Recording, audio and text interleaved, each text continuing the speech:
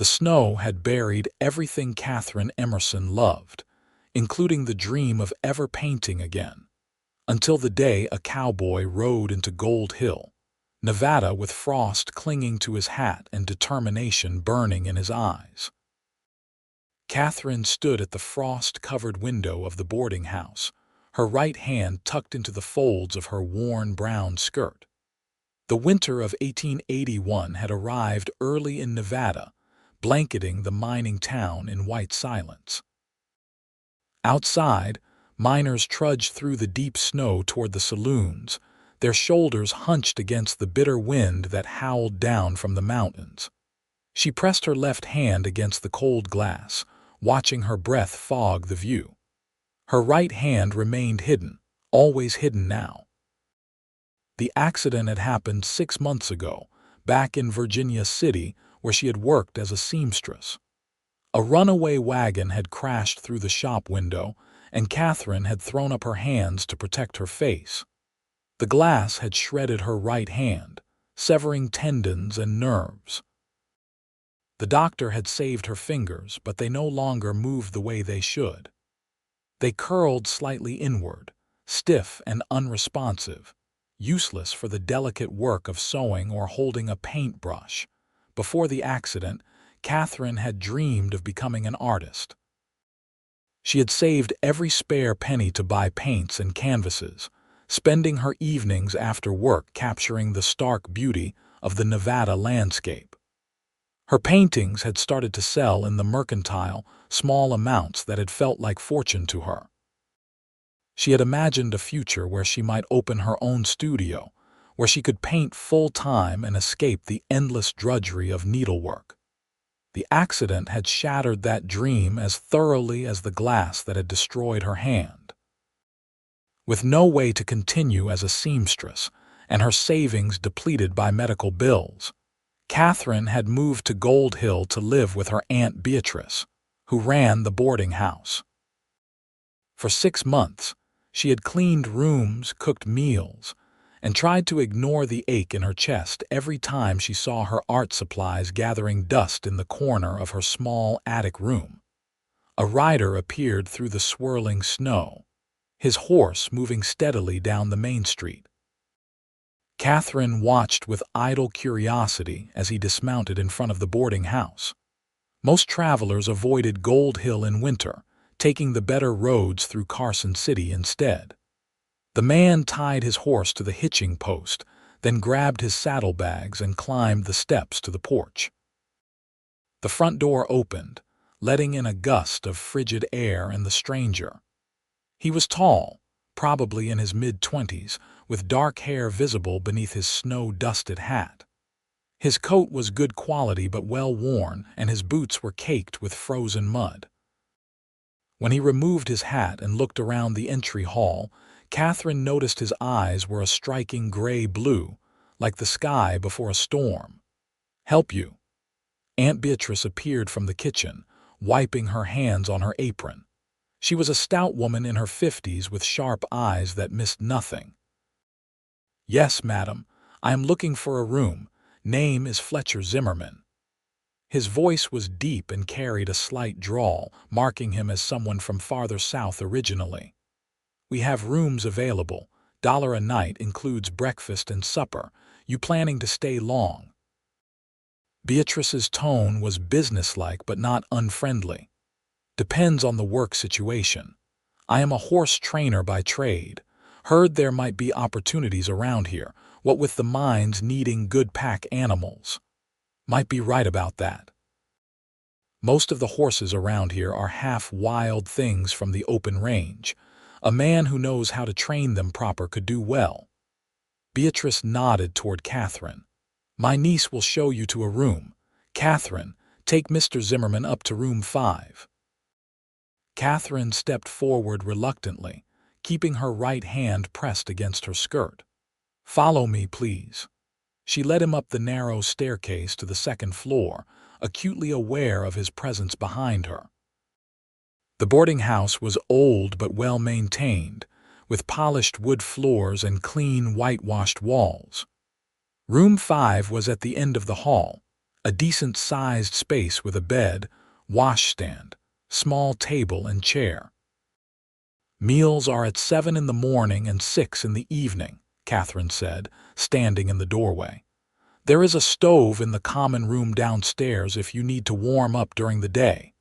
"Thank you." Fletcher set his saddlebags on the bed and turned to face her. His gaze was direct but not intrusive. "You live here too?" "I help my aunt run the place. My room is upstairs in the attic." She did not know why she added that last part. Must be cold up there in weather like this. "I manage." Katherine started to turn away, but his next words stopped her. "You are an artist," she froze, looking back at him in surprise. "What, your left hand?" He nodded toward it. "There is paint under your fingernails, blue and white, looks like. And the way you hold yourself, the way you look at things. My mother was a painter, I recognize the signs." Katherine felt heat rise to her cheeks. She had scrubbed her hands that morning, but paint had a way of lingering in every crease and crevice. "I used to paint, not anymore." "Why not?" The question was simple, but it cut deep. Katherine pulled her right hand from her skirt and held it up, letting him see the scarred, twisted fingers. "This is why not." Instead of the pity she expected, Fletcher simply nodded thoughtfully. "That is your dominant hand, I take it?" "Yes, so learn to paint with your left." Katherine stared at him. "It does not work that way. You cannot just switch hands and expect the same results." "No, you cannot expect the same results. You have to expect different results and learn to work with them." Fletcher unpacked a shirt from his saddlebag, shaking out the wrinkles. "I broke my right wrist when I was 20. Bad break. Never healed quite right. Could not rope cattle the way I used to. Had to learn a whole new way of working with horses, using my voice and patience instead of brute strength and quick reflexes. Turned out I was better at training that way than I ever was before. Painting is not the same as training horses. No, but giving up on something you love because it got harder is the same, no matter what the thing is." He spoke matter-of-factly, without judgment, and that somehow made his words sting more than criticism would have. Katherine felt tears prick her eyes. "You do not understand. I tried. I spent weeks trying to hold a brush with my left hand. Everything came out wrong, childish. It was like learning to walk all over again, except worse, because I could remember how it used to be." "How long did you try?" "I just told you. Weeks. Weeks." Fletcher hung his shirt in the small wardrobe. "How long did it take you to learn to paint with your right hand when you first started?" Katherine opened her mouth to answer, then closed it again. She had been 14 when she first picked up a paintbrush, and it had been years before she produced anything she considered truly good. That was different, was it? He looked at her with those storm-colored eyes, and Katherine felt something shift inside her chest, a tiny crack in the wall she had built around her grief. "I should let you get settled," she said, backing away from the door. "Supper is at 6, like I said." She fled before he could say anything else, climbing the narrow stairs to her attic room. Once inside, she leaned against the door, her heart pounding.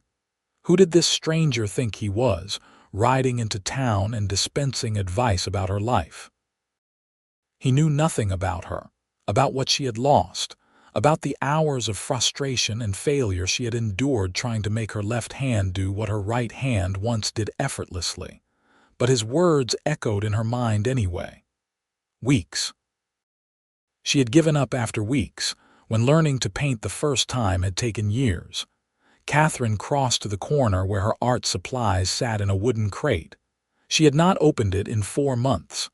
Slowly, she knelt and pulled back the cloth covering the paints and brushes. The familiar smell of linseed oil rose up, and with it, a wave of longing so intense it made her chest ache. She picked up a brush with her left hand, feeling its weight, testing the grip. Her fingers felt clumsy and uncertain around the smooth wood. When she tried to make the delicate twisting motion that would create a curved line, her hand jerked awkwardly, the movement all wrong. Frustration welled up, and she dropped the brush back into the crate, covering everything again. It was hopeless. Fletcher Zimmerman did not know what he was talking about. That evening, Katherine helped her aunt serve supper to the boarding house residents. Besides Fletcher, there were 3 minors, an elderly prospector, and a young married couple passing through on their way to California. The dining room was warm and filled with the smell of beef stew and fresh bread. Fletcher sat at the end of the table, listening more than talking, though he answered questions when the other men asked about his plans. He explained that he had worked on ranches in Texas and Colorado before deciding to try his luck in Nevada. He was good with horses, particularly difficult ones that other trainers had given up on. "We have got plenty of those around here," one of the miners said with a laugh. "Half the pack animals in this town would rather bite you than work." "Then I should have steady employment," Fletcher replied with a slight smile. Katherine found herself watching him as she refilled coffee cups and brought out dessert. There was something calm and steady about him, a quiet confidence that did not need to announce itself. When he caught her looking, she quickly turned away, focusing on clearing plates. After supper, most of the residents retreated to their rooms or the common area. Katherine was washing dishes in the kitchen when Aunt Beatrice came up beside her. "That Zimmerman fellow seems decent enough," her aunt said, picking up a dish towel to dry, I suppose. "He was asking about you at supper." Katherine's hands stilled in the soapy water. "What do you mean?" "Wanted to know how long you had been here, whether you had family besides me, that sort of thing. I told him you came after your accident, that you had been a fine seamstress before. He seemed genuinely interested. He is just being polite. Maybe." Beatrice gave her a knowing look. "Or maybe he finds you interesting. You are a pretty young woman, Katherine. Just because your hand got hurt does not mean the rest of your life has to stop. I am not looking for a suitor, Aunt Beatrice. I am not saying you should marry the man tomorrow. I am just saying do not close yourself off to possibilities." She set down a dried plate and picked up another. "You have been walking around like a ghost for months now. It would be good to see you come back to life a little." Katherine did not answer, but her aunt's words troubled her as she finished the dishes and climbed to her attic room. Was that what she had become? A ghost, haunting her own life. The next morning dawned clear and bitterly cold. Katherine woke before sunrise to help prepare breakfast, lighting the stove and mixing batter for biscuits while her aunt started the coffee. The residents came down one by one, stamping the cold from their feet and huddling close to the dining room stove. Fletcher appeared just as Katherine was setting out plates of bacon and eggs. He had clearly already been outside, his hair damp from washing in the frigid water from the pump. "Morning," he said, taking his seat. "You are up early. Always am. Breakfast does not make itself." Katherine poured his coffee, careful to use her left hand so the pot would not slip. "I appreciate it. Best meals I have had in months." He picked up his fork and started eating with the efficiency of a man who had spent years working outdoors. After breakfast, Fletcher headed out to inquire about work with the local mine operations and the livery stable. Katherine watched from the window as he walked down the snowy street, his long stride purposeful and sure. The morning passed in the usual routine of cleaning rooms and preparing the midday meal. Around noon, Katherine was hanging sheets in the cold attic when she heard footsteps on the stairs. She turned to find Fletcher standing in the doorway of her room. "I am sorry to intrude," he said. "Your aunt said I might find you up here. The rooms are downstairs. This is my private space." Katherine set down the sheet she was folding, suddenly very aware that her small room contained not just her narrow bed and washstand, but also her trunk of clothes and the crate of art supplies visible in the corner. "I know, and I will leave in a moment. I wanted to give you something." He stepped forward and held out a small package wrapped in brown paper. Katherine stared at it, confused. "What is this? Open it." She took the package and carefully unwrapped it, revealing a book. The title read Ambidexterity and Its Cultivation by someone named John Jackson. The cover was worn, but the pages inside looked pristine. "I found it in the Mercantile," Fletcher said. "The owner said it had been sitting on his shelf for 2 years with nobody buying it. Apparently Gold Hill is not exactly a hotbed of people trying to learn to use both hands equally well." Katherine thumbed through the pages, seeing diagrams and exercises. "I do not understand. Why would you buy this for me?" "Because I think you gave up too easily, and I think you need help to get started again." His voice was gentle but firm. "That book has exercises to build dexterity and control in your non-dominant hand. If you practice them, really practice them, you might surprise yourself with what you can do. You do not even know me. I know what it looks like when someone has lost something that matters. I have been there." Fletcher leaned against the doorframe, his expression serious. "When I broke my wrist, I spent 2 months feeling sorry for myself. Figured my life as a cattleman was over, that I would end up working in a store somewhere or maybe hauling freight. Then an old Mexican vaquero on the ranch sat me down and told me I was being a fool. He said God never gives us just one way to do something important. We just get stubborn about doing it the way we are used to instead of finding the new way. And what if there is no new way for me?" Katherine's voice came out smaller than she intended. "Then you will know you tried everything, and you can put it behind you with no regrets. But I do not think that is what will happen." He straightened up, preparing to leave. "The book is yours whether you use it or not. I am going to be around for a while, training horses for the Consolidated Mining Company. If you decide to give painting another try, I would be glad to see what you create."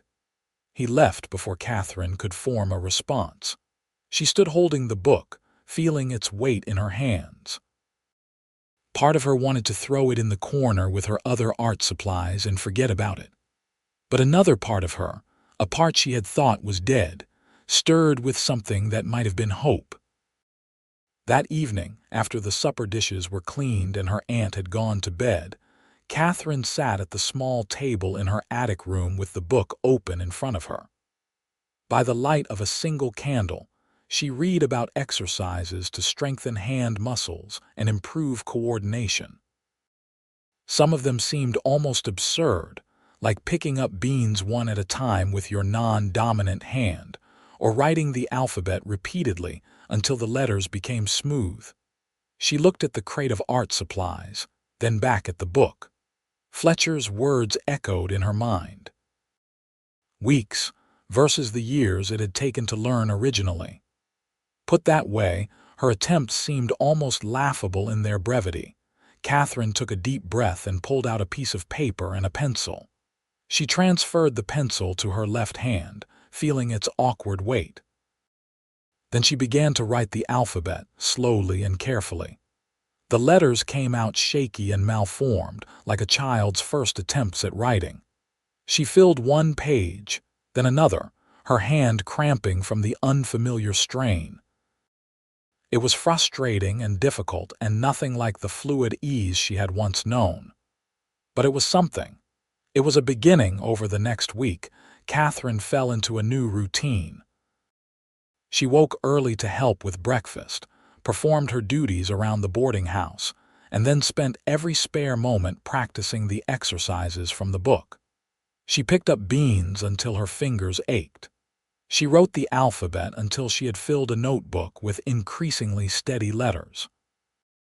She practiced drawing simple shaped circles, squares, triangles, trying to make her left hand obey her mental commands. Fletcher had secured steady work training horses for the mining company and several private owners. He left each morning after breakfast and returned in the late afternoon, often covered in dust or mud, occasionally sporting new bruises from particularly difficult animals.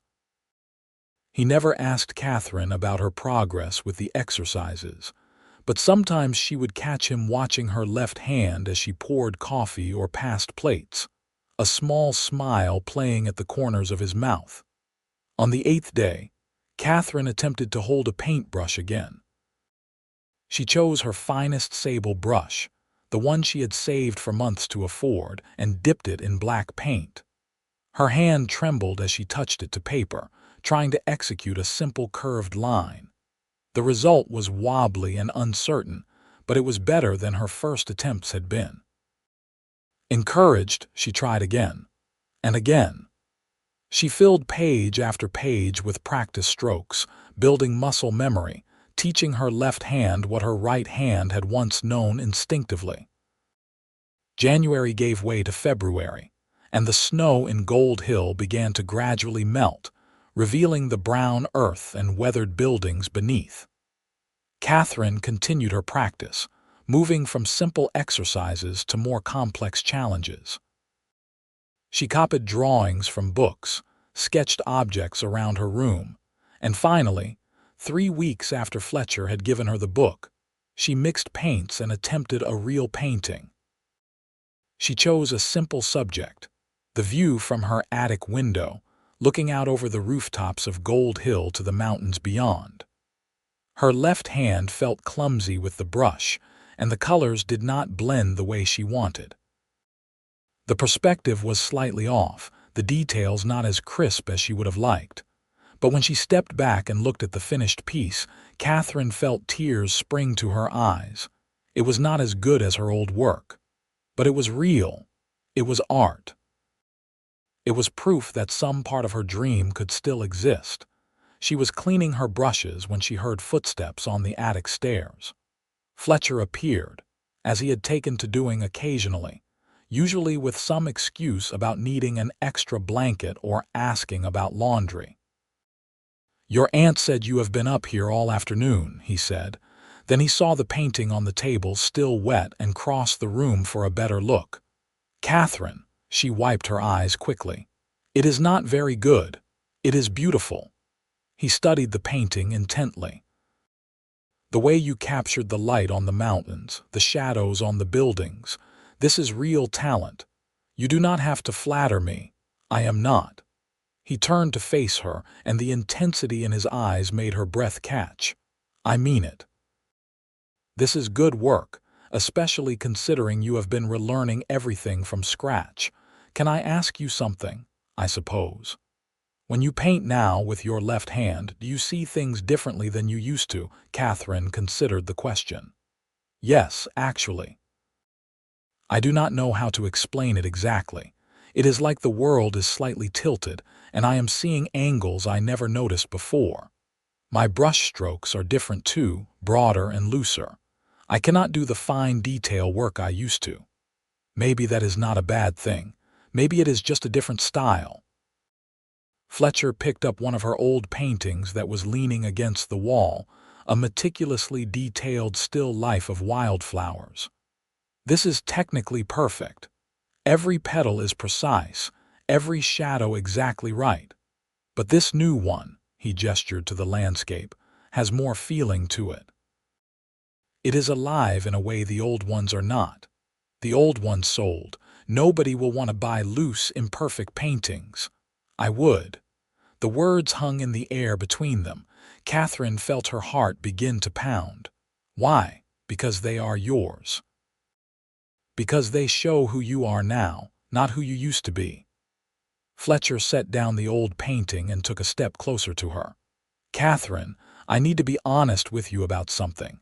When I first came to Gold Hill, I was just passing through looking for work. I planned to stay a few weeks at most, then move on like I always do. But then I met you, and everything changed." "Fletcher, I do not, please let me finish." He ran a hand through his hair, looking uncharacteristically uncertain. "I have never been good at staying in one place. My whole life I have drifted from ranch to ranch, town to town. I told myself it was because I liked the freedom, the adventure. But the truth is I was afraid. Afraid that if I stayed somewhere, I would have to be more than just a hired hand. I would have to build something real, and I did not know if I was capable of that. Katherine could not look away from his eyes. What does this have to do with me? Watching you these past weeks, seeing you work so hard to reclaim your dream, it made me realize something. The things worth having are worth fighting for, worth staying for.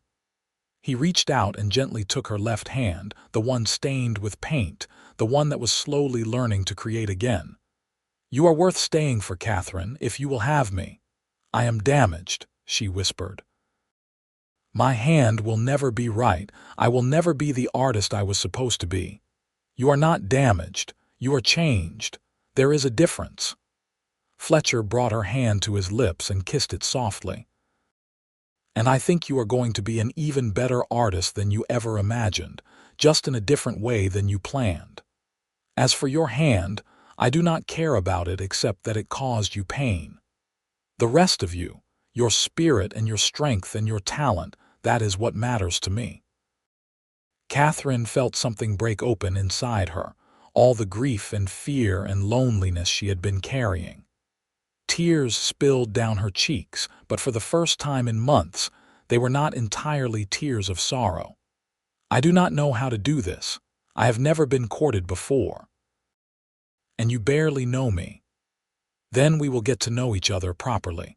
I will take you to dinner in Carson City. We will go for walks when the weather gets warmer. I will tell you about my family in Texas and you can tell me about yours. We will do this right, Katherine. I promise you that. What if I am not ready? What if I am still too broken inside? Then I will wait. Fletcher cupped her face gently, his thumb brushing away her tears. I am not going anywhere. I have spent my whole life running, but I am done with that now. You showed me it is possible to start over, to build something new from broken pieces. Let me prove to you that I mean it. Katherine looked up at him, at this man who had appeared in her life like an unexpected gift, who had seen past her damage to the person she could still be. She thought about how he had never pitied her, never treated her as fragile or less than. He had simply believed she could do more than she thought possible, and that belief had given her the courage to try. Okay, she said softly. Okay, yes, I would like that. Fletcher smiled, a real smile that transformed his usually serious face into something warm and open. Then he bent down and kissed her, gentle and careful, asking permission even as he took it. Katherine kissed him back, her paint-stained left hand coming up to rest against his chest where she could feel his heart beating strong and steady. When they finally broke apart, Fletcher rested his forehead against hers. I should let you get some rest. Your aunt will skin me if she thinks I am compromising your reputation. Katherine laughed, the sound surprising her. When was the last time she had laughed? She likes you. She told me I should give you a chance. Your aunt is a wise woman. He stepped back reluctantly. I will see you at breakfast. Every morning, same as always. After he left, Katherine stood in her attic room touching her lips where he had kissed her. The painting of Gold Hill sat on the table, the paint still drying, the colors beginning to set. It was not perfect, but it was hers. She had created it with her own hand, the left one that had learned to hold a brush through hours of frustrating practice. Maybe Fletcher was right. Maybe being changed was not the same as being broken. Maybe dreams did not die. They just transformed into something unexpected. The next few weeks passed in a blur of happiness that Katherine had never expected to feel again. Fletcher made good on his promise to court her properly. He took her to dinner in Carson City, where they ate at a restaurant with white tablecloths and talked for hours about everything and nothing. He brought her wildflowers when they started blooming in the meadows outside town. He sat with her in the evenings, reading aloud from the newspaper or books while she painted, his presence comforting and steady. The people of Gold Hill took notice of the developing relationship, and most seemed to approve. Aunt Beatrice certainly did, going out of her way to make sure Katherine and Fletcher had time together. The other boarding house residents teased them good-naturedly, and even the crusty old prospector declared that it was about time someone made Katherine smile again. Katherine continued to paint, and with each piece, she felt more confident in her new style. Fletcher had been right. Painting with her left hand had forced her to be looser, more expressive. She could not achieve the precise detail she once had, but she captured emotion and atmosphere in ways her technically perfect earlier work never had. In March, Fletcher helped her set up a small studio in an unused shed behind the boarding house. He repaired the roof, replaced broken window panes, and built shelves for her supplies. Katherine filled the space with her paintings, new ones and old ones side by side, a visual representation of her journey from who she had been to who she was becoming. One afternoon, while Fletcher was adding a second coat of whitewash to the studio walls, Katherine worked on a new painting. This one was of horses, inspired by watching Fletcher train a particularly difficult mare. She was trying to capture the moment when the horse finally accepted the saddle, the way its body had relaxed and its eyes had softened. "You got it," Fletcher said, coming to stand behind her. "That look in her eye, the way her ears are forward instead of back. You really see them, do not you?" "I see you with them," Katherine said. "The way you never force, never fight. You just wait until they are ready to trust you. It is the only way that works in the long term. You can break a horse with violence, but you cannot make it truly willing. Willing is always better than broken."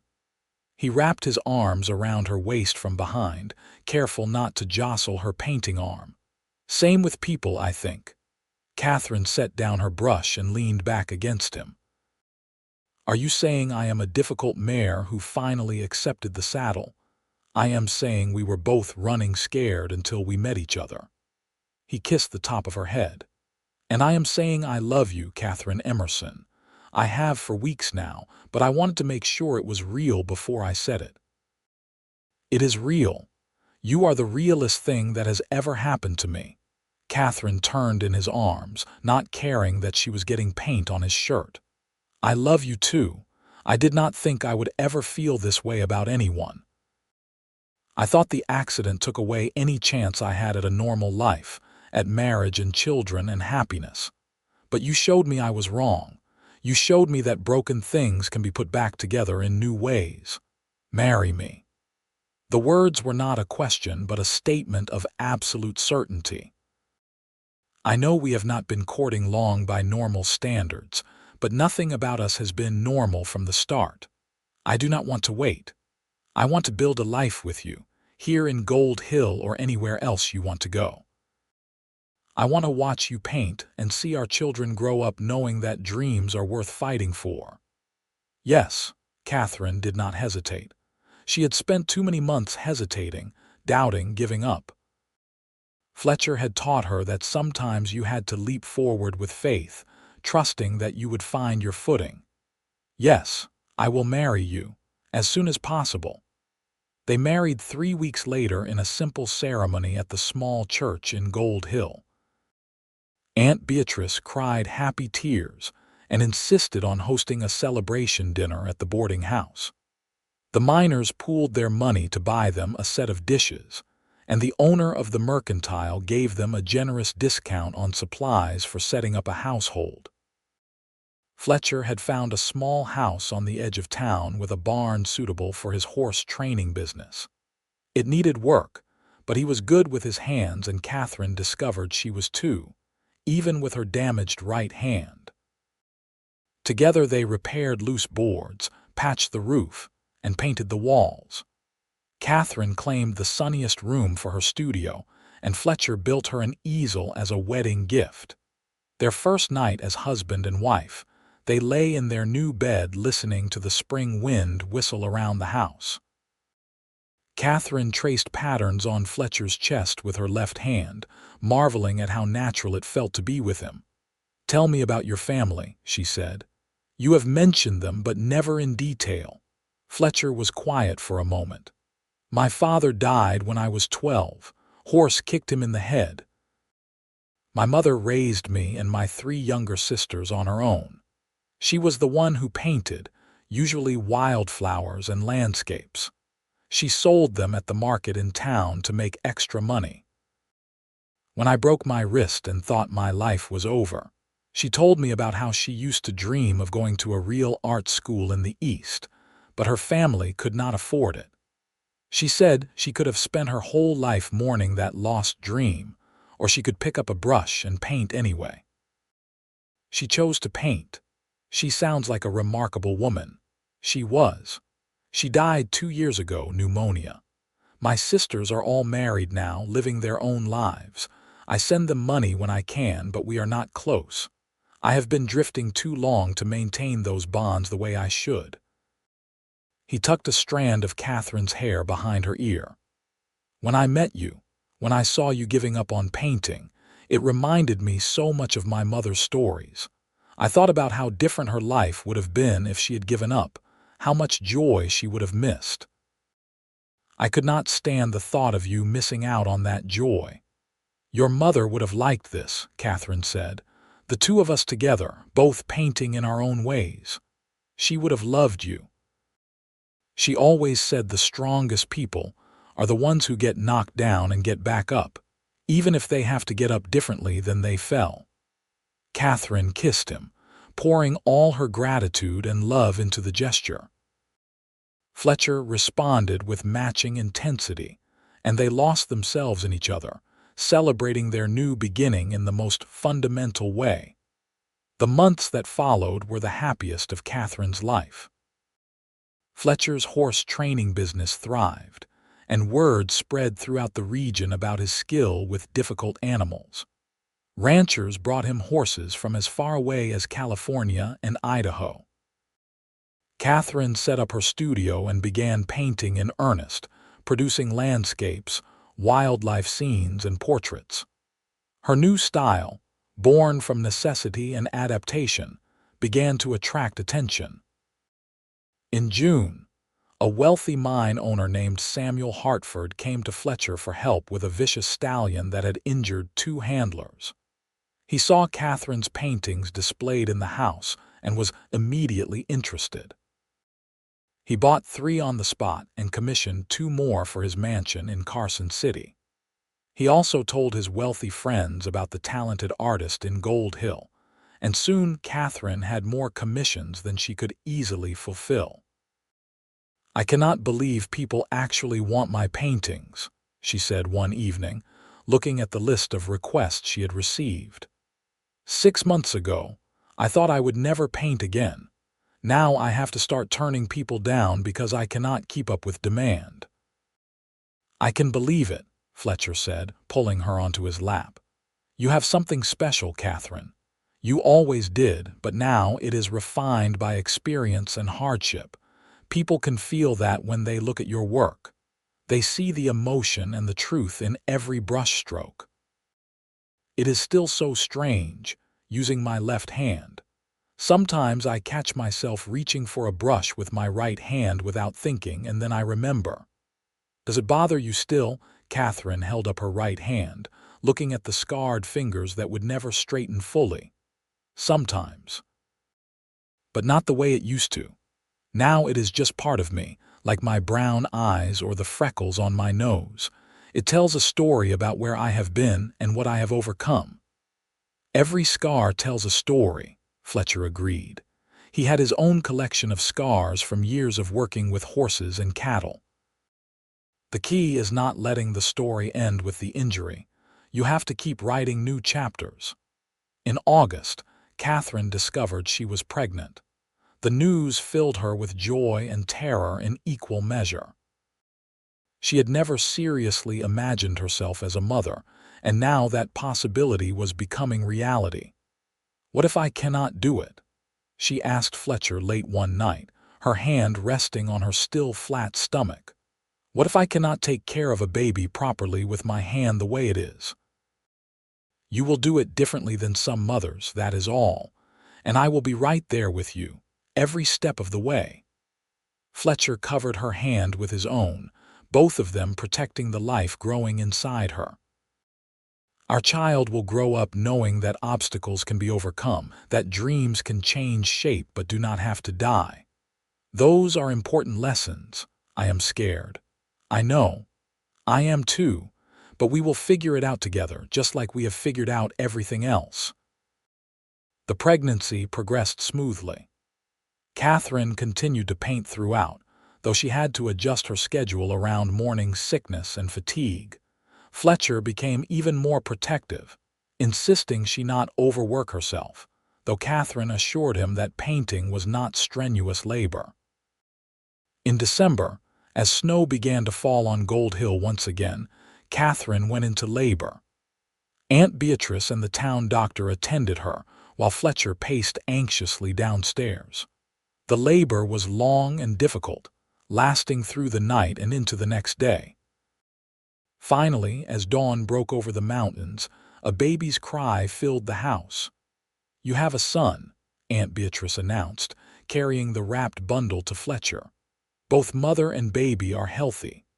Fletcher held his son for the first time, staring down at the tiny face with wonder. The baby had dark hair like his own and Katherine's brown eyes. "A son," he breathed. "We have a son." When he brought the baby to Katherine, she cradled him carefully with her left arm, her right hand resting gently on his small body. "Hello, little one," she whispered. "Welcome to the world." "What should we name him?" Fletcher asked, sitting on the edge of the bed. Katherine had been thinking about this for months. "William, after my father. He died when I was young, but my mother always said he was a dreamer, always reaching for more than what life handed him. I think it fits." "William Zimmerman." Fletcher tested the name. "I like it. It is strong." They spent the rest of the day in their bedroom, the three of them together, learning the rhythms of their new family. Katherine discovered that nursing was challenging with her limited right-hand mobility, but she learned to prop William with pillows and use her left arm to support him. Fletcher helped with everything, changing diapers, walking the baby when he fussed, and making sure Katherine rested and ate. As winter deepened, they settled into a routine. Katherine painted when William napped, often with Fletcher keeping the baby in the studio with them, rocking the cradle with his foot while he mended tack or read. The studio became the heart of their home, filled with the smell of paint and linseed oil, baby powder and leather. One snowy afternoon in February, a year after Fletcher had first arrived in Gold Hill, Katherine was working on a painting while William slept in his cradle. The piece was different from her usual work, more personal. It showed a woman's hands, one scarred and stiff, one paint-stained and sure, both reaching toward a distant horizon where mountains met sky. Fletcher came in stamping snow from his boots, then stopped when he saw the painting. He stared at it for a long moment without speaking. "What do you think?" Katherine asked nervously. She had never painted anything quite this symbolic before. "I think it is perfect." Fletcher came to stand behind her, wrapping his arms around her shoulders. "I think it says everything about who you are and how far you have come. Those hands, they have lost something, but they are still reaching, still striving. That is you, Katherine. That is your story." "It is our story," she corrected. "I would not be here without you. I would have given up, buried my dreams under that snow and never looked back. You uncovered them. You made me see that they could still come true, just in a different shape than I expected." "We saved each other," Fletcher said. "I was drifting aimlessly when I came here, running from commitment and connection because I was afraid of failing at them. You taught me that staying put, building something real, that is not weakness. It is the bravest thing a person can do." William stirred in his cradle, making small waking sounds. Katherine set down her brush and went to pick him up, settling him against her shoulder. He was growing so fast, already bigger than the tiny newborn he had been just 2 months ago. "What do you think, William?" she asked the baby. "Do you think Mama's painting is good?" William responded by grabbing a fistful of her hair and trying to put it in his mouth. Fletcher laughed and gently extracted the hair from the baby's grip. "I think that means he approves," Fletcher said, "or at least that he is hungry." Katherine sat down in the rocking chair to nurse William, Fletcher pulling up a stool to sit beside them. These were the moments Katherine treasured most, the quiet family times when nothing existed but the three of them and the life they had built together. "I have been thinking," Fletcher said, watching Katherine with William. "Once the baby is a bit older and you are feeling up to it, maybe we should plan a trip to Texas. I would like you to meet my sisters, and I would like them to meet you and William. It has been too long since I have seen them. I think I was afraid before, afraid they would see me as a failure for not settling down sooner. But now I have something to show them. I have a family, a real home. I have proof that I finally figured out what matters." "I would like that," Katherine said. "I want William to know his aunts and cousins. I want him to grow up connected to family, not isolated the way I was after my parents died. We will make that happen. We will make sure our children know they come from people who do not give up, who find ways around obstacles." He reached out and touched William's soft head. "He will grow up watching you paint, seeing you create beauty even though it is harder for you than for most people. That is a powerful lesson." The months passed in a rhythm of work and family. Fletcher's reputation as a horse trainer continued to grow, and he hired an apprentice to help with the increased workload. Katherine's paintings sold as fast as she could produce them, and she began to dream of a proper gallery showing, perhaps in Virginia City or even San Francisco. When William was 6 months old, they took the trip to Texas that Fletcher had suggested. It was a long journey by train and stagecoach, but William proved to be a surprisingly good traveler. Fletcher's sisters welcomed them with open arms, exclaiming over the baby and embracing Katherine like a long-lost relation. "I cannot believe Fletcher is actually married," his youngest sister Mary said, bouncing William on her knee.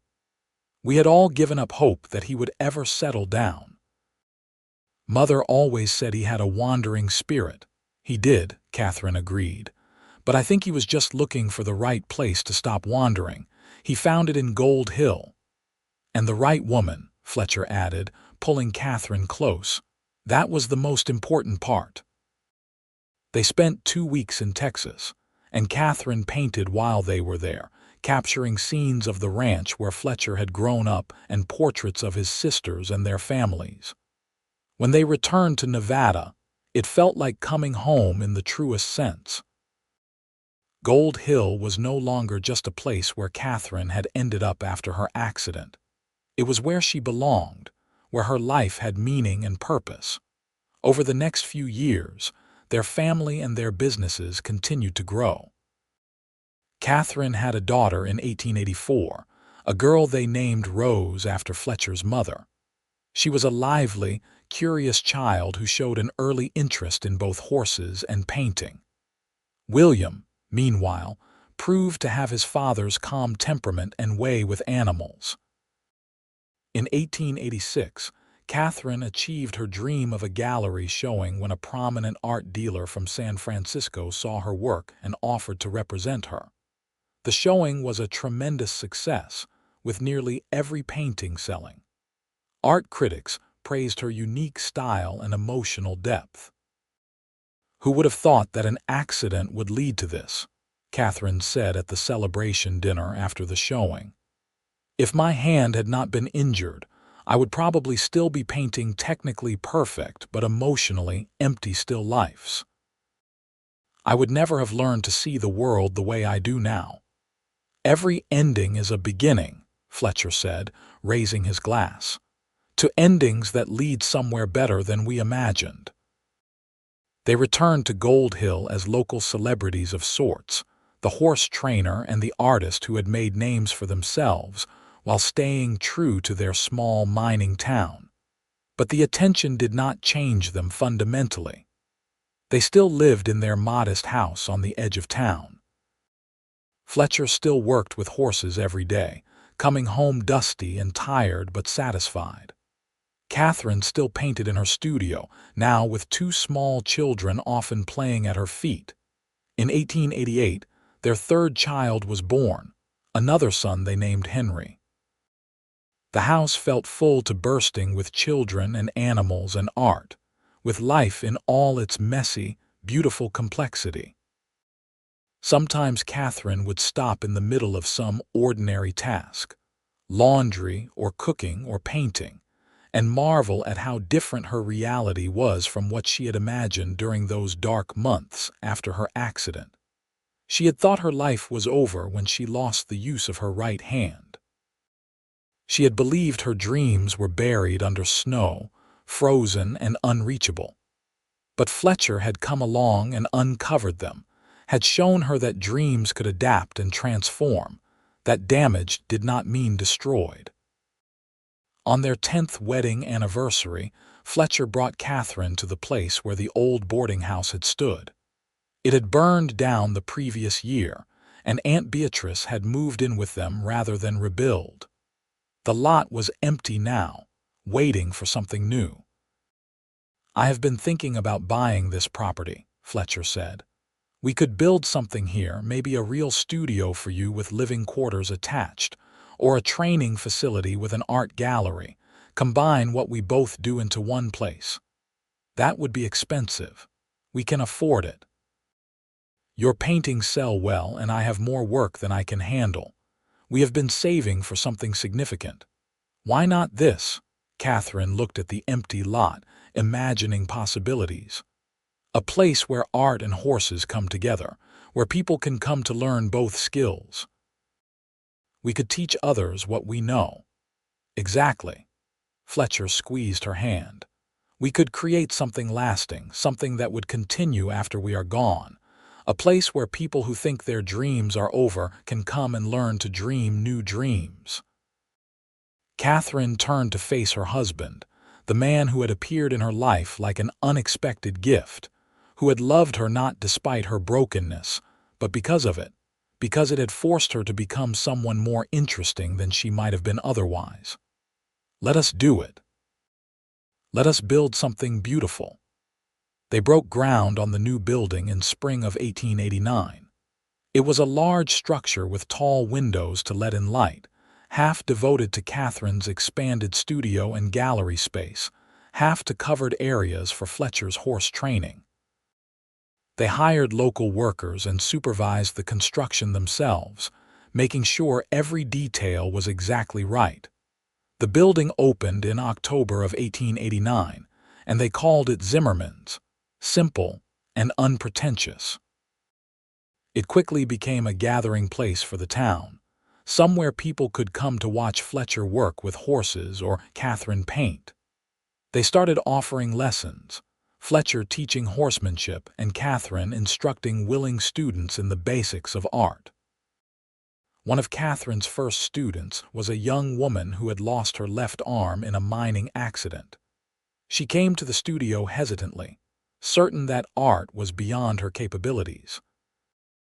Katherine spent hours with her, teaching her to hold brushes in different ways, to use her mouth and her remaining hand in combination, to see obstacles as merely problems to be solved rather than insurmountable barriers. "You remind me of someone," Fletcher said one evening, watching Katherine work with the young woman. "Who?" "You, 10 years ago, convinced you would never paint again, and look at you now, teaching someone else that anything is possible with determination and creativity." Katherine smiled. "She reminds me of me too. That is why I want to help her. I want her to know that losing something does not mean losing everything. You just have to be willing to find new ways forward." The young woman, whose name was Sarah, became Catherine's most dedicated student. Within a year, she was producing artwork good enough to sell, and within 2 years, she had her own showing in Virginia City. Katherine attended, Fletcher by her side, and felt a deep sense of satisfaction watching Sarah accept praise and commissions. "This is what matters," Katherine said as they traveled home to Gold Hill. "Not just creating art myself, but helping others discover they can create too. That is a legacy worth building." The years continued to roll forward, each one bringing changes but also constants. Their children grew, William becoming increasingly involved in Fletcher's horse training business, Rose splitting her time between horses and painting, and Henry showing an interest in the business side of things, keeping track of accounts and inventory. In 1895, Aunt Beatrice passed away peacefully in her sleep at the age of 76. Katherine mourned deeply, remembering how her aunt had taken her in when she had nowhere else to go, how Beatrice had encouraged her romance with Fletcher even when Katherine had been too scared to take the risk. They buried her in the Gold Hill Cemetery with a headstone that read, "She made room for dreams." As the century drew to a close, Katherine and Fletcher found themselves in their early 40s with a thriving business, healthy children, and a life richer than either could have imagined. On New Year's Eve 1899, they stood on the porch of Zimmerman's watching fireworks light up the sky over Gold Hill. "A new century," Katherine said, leaning against Fletcher's chest. "Can you believe we have been together for almost 19 years? Feels like yesterday and a lifetime ago at the same time." Fletcher kissed the top of her head. "You know what I remember most clearly from when we first met?" "What?" "The look in your eyes when you showed me your hand. You were so certain your life was over, that nothing good could ever happen to you again. I am glad I could prove you wrong." "You did more than prove me wrong. You gave me a reason to try again. You gave me love and purpose and a family. You gave me everything I thought I had lost." "We gave each other those things," Fletcher corrected. "I was just as lost as you were, just in a different way. You taught me that running from place to place is not freedom. Freedom is choosing to stay somewhere, to commit to someone, to build something that matters. You gave me roots when all I had known was drifting." Katherine turned in his arms, looking up at her husband. He had gray in his hair now, lines around his eyes from years of squinting in the sun, but to her, he was exactly the same man who had ridden into Gold Hill through the snow carrying determination and hope. "Promise me something. Anything. Promise me that no matter what happens, we will keep believing that dreams can change shape but never have to die completely. That broken things can become beautiful in new ways. Those are the truths that saved us. I want to hold on to them forever. I promise." Fletcher sealed the promise with a kiss as the fireworks exploded overhead, painting the sky in brilliant colors. Around them, the town of Gold Hill celebrated the turn of the century, but for Katherine and Fletcher, the most important celebration was quieter and more personal. They celebrated survival and transformation, love and second chances, buried dreams that had been uncovered and made real in ways better than originally imagined. In the years that followed, their life continued with the steady rhythm of meaningful work and deep connection. William took over more of the horse training as Fletcher began to slow down, though Fletcher never truly retired. He loved working with horses too much to stop completely. Rose married a photographer from Carson City and opened her own studio, combining painting with the new art of photography. Henry became a lawyer, though he continued to help manage Zimmerman's in his spare time. Katherine painted until her left hand grew too stiff and arthritic to hold a brush steadily, then transitioned to teaching full-time. She trained dozens of artists over the years, many of them people who had suffered injuries or disabilities that made traditional artistic careers seem impossible. She showed them all that impossible was usually just a failure of imagination. In 1910, Gold Hill hosted a celebration honoring Katherine and Fletcher for their 30 years of service to the community. The mayor gave a speech praising their contributions, but the moment Katherine treasured most came afterward, when Sarah, her first disabled student, presented her with a painting. It showed a snowy landscape with a lone rider approaching a building, and in the foreground, a pair of hands reaching toward brushes and paints. "This is your story," Sarah said. "The cowboy who uncovered your dreams when snow had buried them. You told me that story when I first came to you, and it gave me hope. I wanted to give you something that captured that moment, that turning point when everything changed." Katherine held the painting, tears streaming down her face. "It is perfect, thank you." That evening, she and Fletcher hung the painting in their bedroom where they could see it every day. It reminded them both of where they had started and how far they had come together. Fletcher died in 1918 at the age of 62, his heart simply stopping one morning as he worked with a young colt. Katherine held him as he passed, and his last words were, "I found what I was looking for when I found you." The grief was crushing, but Katherine did not let it bury her the way the snow had once buried her dreams. She continued teaching, continued running Zimmermans with help from her children, continued living fully even though half her heart was gone. Fletcher had taught her that giving up was never the answer, and she honored his memory by refusing to give up on life even when life had taken him from her. She lived another 12 years, surrounded by children and grandchildren, students and friends. In her final days, confined to bed but still clear-minded, she asked William to bring her Sarah's painting of the cowboy and the hands reaching for brushes. "That is when everything changed," she told her children gathered around her bed. "The day your father gave me that book on ambidexterity and made me believe I could paint again. He saw something in me that I could not see in myself. He uncovered my dreams when I thought they were gone forever, and then he made them come true by believing in me until I could believe in myself." "He loved you so much," Rose said, holding her mother's hand. "And I loved him. We saved each other, you know. We were both broken in our own ways, and we put each other back together into something stronger than we were separately." Katherine looked at each of her children, then at the painting. "Remember that lesson. Broken does not mean destroyed. Changed does not mean ruined. Sometimes the best things in life come after we think everything is lost. Sometimes snow buries our dreams just so someone special can come along and uncover them." Katherine Emerson Zimmerman died peacefully in 1930 at the age of 70, surrounded by the family she had built with Fletcher and the art that had saved her. She was buried next to her husband in the Gold Hill Cemetery, their headstones side by side, facing the mountains they had both loved.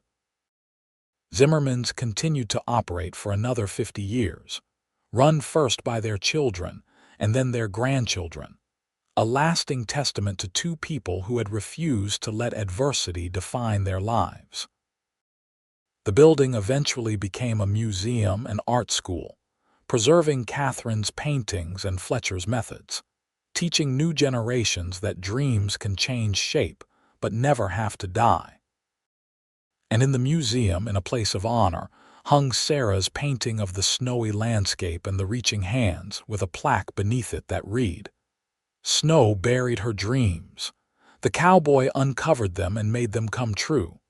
Katherine and Fletcher Zimmerman, 1881–1930, a love story." Their story became a legend in Gold Hill, told to visitors and residents alike, a reminder that sometimes the worst moments of our lives are merely preludes to the best ones, and that love has the power to transform tragedy into triumph, to turn broken pieces into something more beautiful than the original whole ever was. Catherine's damaged hand had led her to a new way of creating art, and Fletcher's wandering spirit had led him to the place where he would finally put down roots and build something lasting. Together, they had proven that endings are often just beginnings in disguise, that the death of one dream can give birth to something better, and that the people who help us uncover our buried hopes are the ones worth holding onto for the rest of our lives. Their love story was not perfect or easy, but it was real and true and lasting, exactly the kind of story worth remembering and retelling, generation after generation, as long as people believe in the power of second chances and the possibility of redemption. The snow had buried Catherine's dreams that long ago winter in 1881, but Fletcher had uncovered them, and together they had made those dreams come true in ways neither could have imagined alone. That was the gift they gave each other, not perfection, but possibility. Not restoration of what was lost, but creation of something new and unexpected and ultimately more valuable than what had been lost could ever have been. In the end, their story was not about tragedy overcome or obstacles conquered, though it contained both those elements. It was about two broken people who found each other at exactly the right moment and decided to stop running from their pain and instead transform it into something beautiful. It was about the courage to begin again, the strength to adapt and change, and the wisdom to recognize that the worst thing that ever happened to you might turn out to be the doorway to the best thing that will ever happen to you. Their legacy lived on not just in their descendants or in the building that bore their name, but in every person who visited Zimmerman's and learned that broken things can be beautiful. That changed does not mean destroyed, and that love has the power to uncover buried dreams and make them bloom again, more vibrant and alive than they ever were before. The snow always melts eventually, revealing whatever lies beneath, and sometimes what lies beneath is more precious than anything that existed before the snow fell. That was the truth Katherine and Fletcher discovered together, and it was the truth they spent their lives sharing with anyone who would listen. Your dreams are never truly buried. They are just waiting for the right person to come along and help you dig them up again. And when that person appears, usually when you least expect it, the only thing to do is hold on tight and trust that together you can build something worth having, something that will last long after both of you are gone, something that will stand as proof that love and determination can overcome anything, even snow-buried dreams and hearts that have forgotten how to hope.